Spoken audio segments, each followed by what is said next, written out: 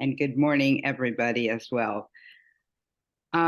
So we're talking about resistances to the inner life, but this morning I wanted to sort of talk a little bit about the flip side of the coin, resistance to the outer life. And I heard about this from some of you when things opened up again after the more severe stages of the pandemic, when we were home with very little, we couldn't go out, so very little obligation from the outside world or even drawing us towards it. And some people, some of you meditators, really perceived this time actually as a welcome into the inner life. You really enjoyed the refuge, really, of the inner life, and just being able to be with oneself without all the things calling us forward, all the temptations, all of the activities. And I think that I'm going to guess, I never did a survey, but meditators probably, we are more likely to experience being at home, being with just family or roommates as really benefiting us with a time of turning inward for reflecting. Now, of course, there was a lot of other things that were really problematic. And we had one another here at this Daily Online. We've had one another throughout the pandemic. There has continued to be the opportunity to log on to this Zoom room daily if we so choose and be with our inner world while we connect with one another across within this Sangha. And of course, I'm sure you all noticed and perceived through the news, etc., that for some people it seemed impossible or very difficult to turn inward, and it led to all kinds of maladaptive, even dangerous behavior. And during the pandemic, I really thought about this a lot. How it was so hard, it seemed like, for people to just be at home with themselves. And I reflected back on how I think I was before I meditated. It was a long time ago. And I was frightened of my inner world. And I think I would have been in a pretty awful state of mind during lockdown had I not had the refuge of meditation, because I actually didn't used to be very good company for myself. And that's another part of it, cultivating this kindness and curiosity about our inner world actually leads us to be friendlier with ourselves and be better company for ourselves. And I'm sure you, as I did, saw and heard about people's mental health deteriorating and the rates of loneliness skyrocketing. And then there's all this research and, words from a previous Surgeon General about how dangerous loneliness itself is. Because as mammals, we need one another. And then as I wrote those words down, I thought about my fish outside in my pond. And it turns out they really need each other too. I guess schools of fish are a thing, because at the end of last summer, 2 of our 3 fish died. That was a heartbreak, actually. There was one sole survivor, Greta. And it was shocking that she survived because she was the littlest of the 3. But Greta, like all fish do apparently, she went into hibernation over the winter. Actually, they call it stupor rather than hibernation, but it's sort of the same. But when spring and early summer came, Greta was still in a stupor, and I don't think she was supposed to be. So we went and bought her 2 fish friends, and she came back to life. And now they energetically chase each other around the pond. It's very fun to watch. A little entertaining interlude there. But back to the resistances to the outer life.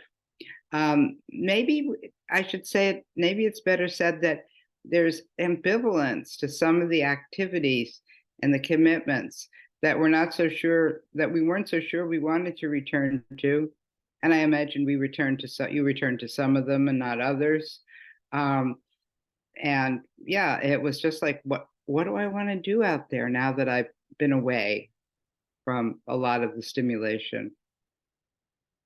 And I think that for myself anyway, there was an awareness how overwhelming the sum total is of everything that pulls me outward.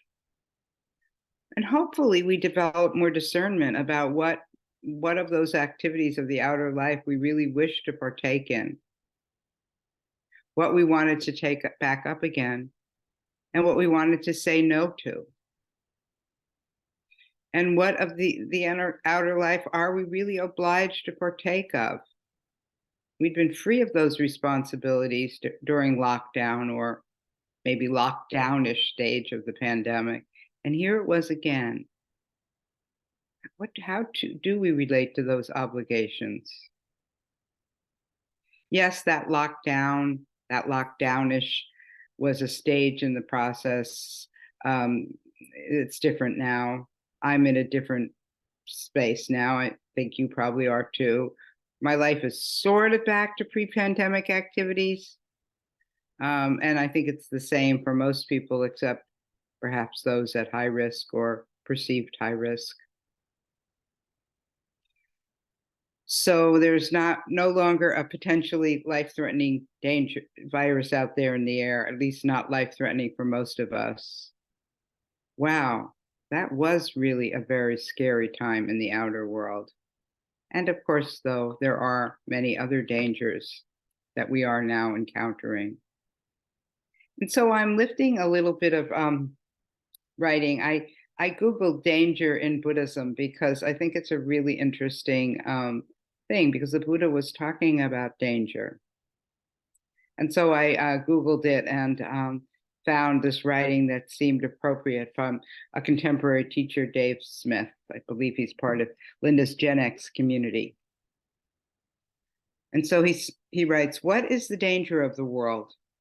Here we see the second noble truth discussed under a different light. Craving, grasping, and attachment aren't wrong or bad. They are just dangerous. They simply don't provide the satisfaction that they promise. So we need to be careful. Genuine happiness is the distinct experience of fulfillment and flourishing based on the quality of being that we bring into the world, rather than the pleasure that comes from getting what we can from the world. In other words, genuine happiness is based upon how we are and not what we get. This is the core aim of Dharma practice. How do we develop a middle path between worldly hedonic happiness and inner cultivation? How do we participate in all the joy in this world and know its gratification, its danger, and its escape?" So that's the end of what I'm reading from Dave Smith. But it really does speak to the dilemma of navigating between the inner and the outer world.